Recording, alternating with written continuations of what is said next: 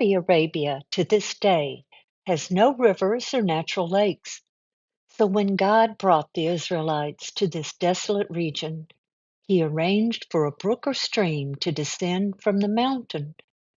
But over 1 million people and their flocks and herds couldn't get to it very easily without a means to capture that water.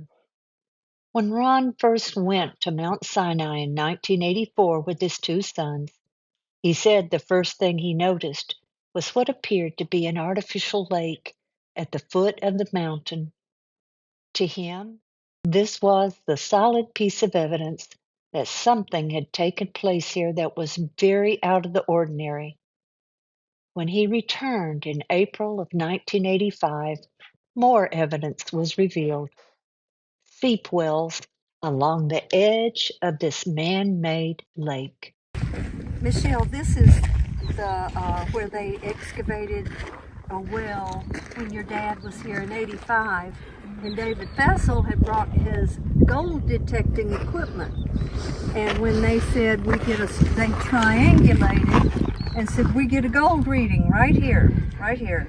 So Samran Al-Materi, who lives in Tabuk and is some sort of a prince, royal prince, I think.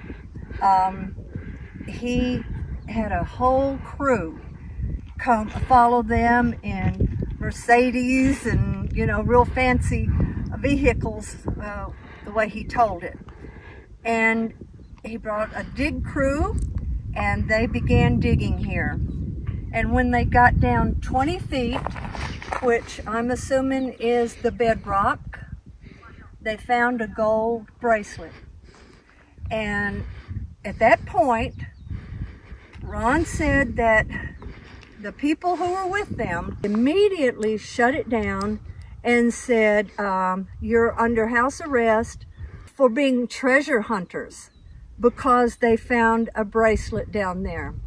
Now, that bracelet obviously has been there since the Exodus, since they arrived at Mount Sinai. Because there's a number of wells along here. We can't see them anymore, hardly, just remains of this one, and there's a part of another one down here.